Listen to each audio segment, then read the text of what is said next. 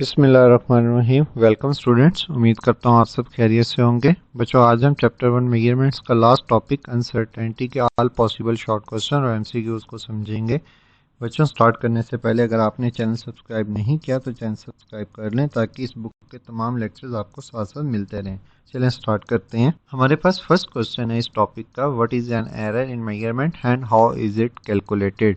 बच्चों, एरर जो होता है हमारे पास वो हमारी ऑब्जर्व वैल्यू और रियल वैल्यू के दरमियान डिफरेंस होता है, और ये जो एरर है ये हमारे पास ह्यूमन नेग्लिजेंस, फॉल्टी ऑपरेटर्स या इनअप्रोप्रिएट टेक्निक की वजह से आता है। An error in measurement is the difference between the observed and true value. It is calculated by this formula. Error is equal to observed value minus true value.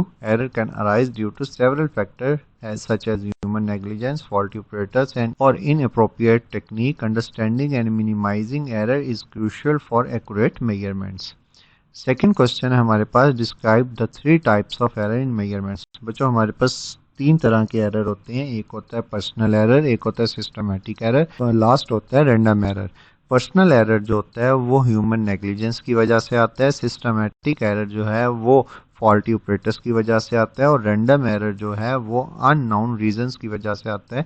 इसमें different reason involve हो सकती है, air pressure की वजह से भी हमारे पास random error आ सकता है। The 3 types of error in measurement are personal error, systematic error, and random error. Personal error occur due to human negligence or inexperience.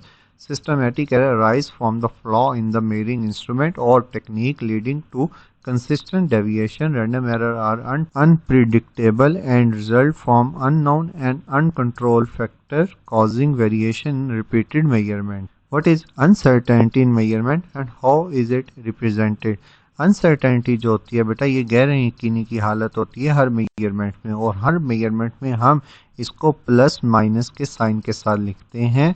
For example, हमारे पास किसी चीज़ की लेंथ है 3.06 मिलीमीटर और ये उसकी क्या है, अनसर्टेनिटी। इसका क्या मतलब है अनसर्टेनिटी का? इसका मतलब है ये वैल्यू इस वैल्यू में 0.02 ज़्यादा भी हो सकती है, मतलब 3.08 भी हो सकती है, और 0.02 कम भी हो सकती है, मतलब 3.04 भी हो सकती है।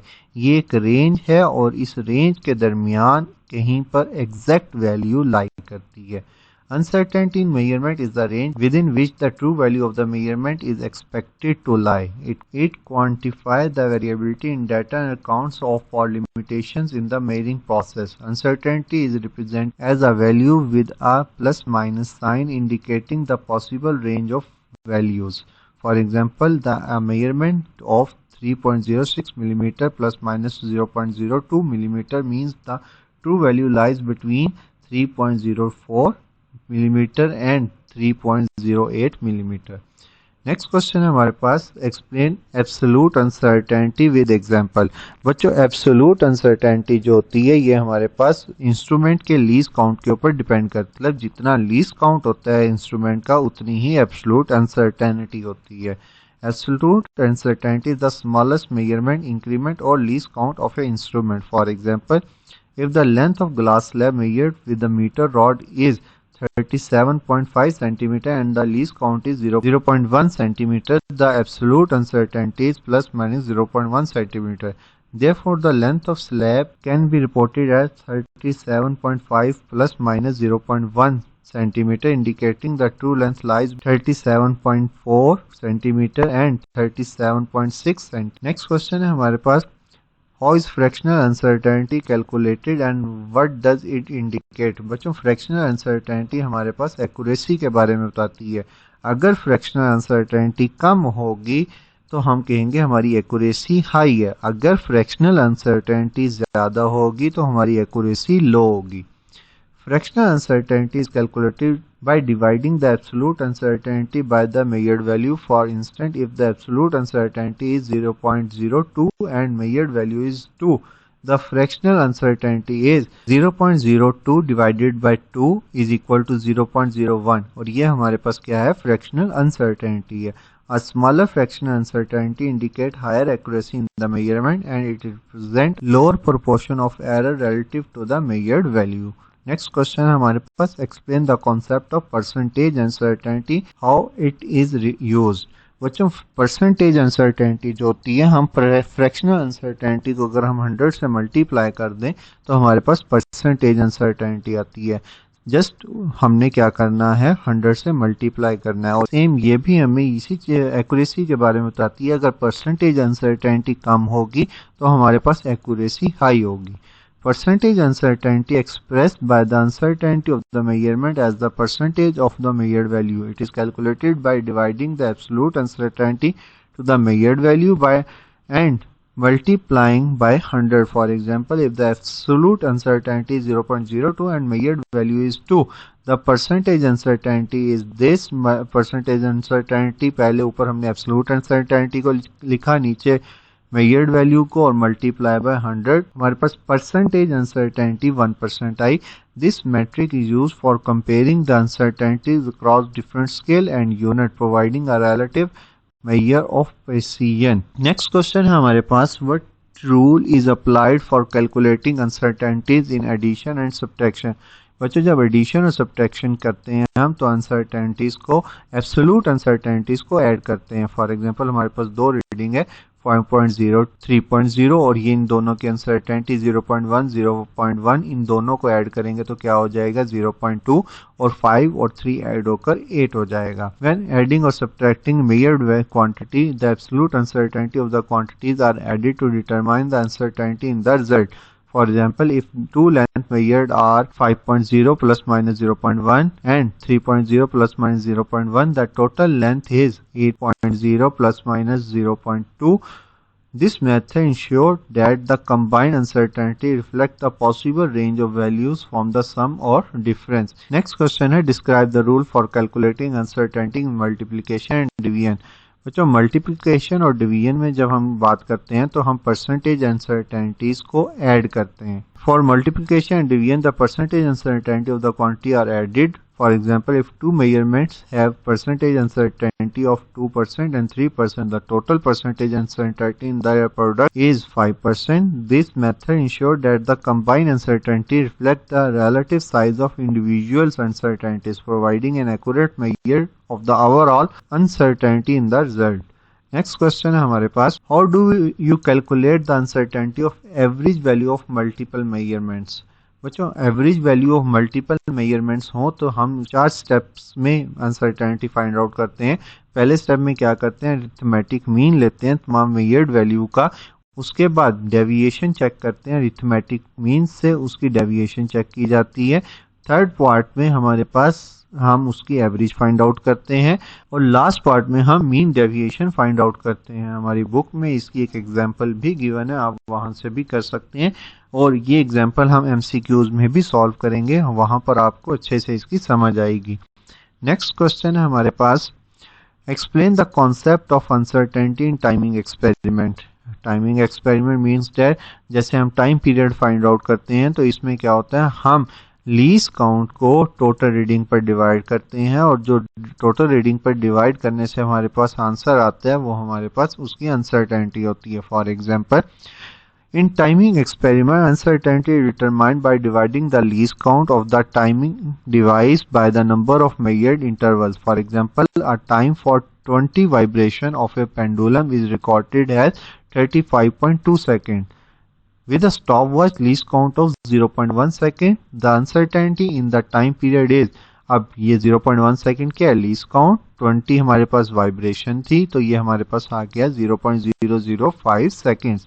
This ensures the reported time period accurately reflect the limitation of measuring instrument. Next question है हमारे पास, how does one minimize random error with an experiment? Random error को हम किस तरह minimize कर सकते हैं? बच्चों random error को हम multiple measurements की एवरेज लेके minimize कर सकते हैं। मतलब हम 2 से 3 दफ़ा एक्सपेरिमेंट को परफॉर्म करेंगे और फिर उन तमाम आंसर्स को ऐड करके उतने नंबर ऑफ एक्सपेरिमेंट्स पर डिवाइड कर देंगे तो हमारे पास जो एरर है रैंडम एरर वो मिनिमाइज हो जाएगा। Random error can be minimise by taking multiple measurements and averaging the result. This approach help to reduce the impact of unpredictable variation using high quality instrument and maintaining consistent experimental condition also help to limit random error. Careful technique and attention to detail during measurements are essential to ensure accuracy. Next question है हमारे पास, what is the significance of least count of measuring instrument. Significance क्या है least count की? बेटा least count जो होता है वो हमारे पास किसी भी इंस्ट्रूमेंट का उसकी एक्यूरेसी के बारे में बताता है। अगर लीस्ट काउंट कम होगा तो एक्यूरेसी ज़्यादा होगी, अगर लीस्ट काउंट ज़्यादा होगा तो एक्यूरेसी कम हो जाएगी। The least count of measuring instrument is the smallest measurement increment that can be accurately measured. It determines the instrument precision and affect the absolute uncertainty of the measurements. क्योंकि हमारे पास जो absolute uncertainty होती है वही उसका least count होता है। A smaller least count indicate higher precision, allowing for more detailed and accurate measurement. Understanding the least count is crucial for interpreting experimental data correctly.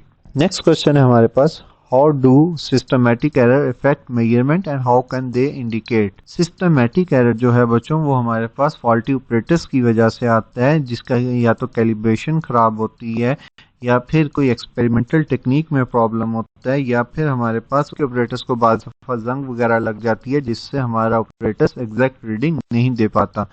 Systematic error consistently skew measurement in the particular direction, either too high or too low.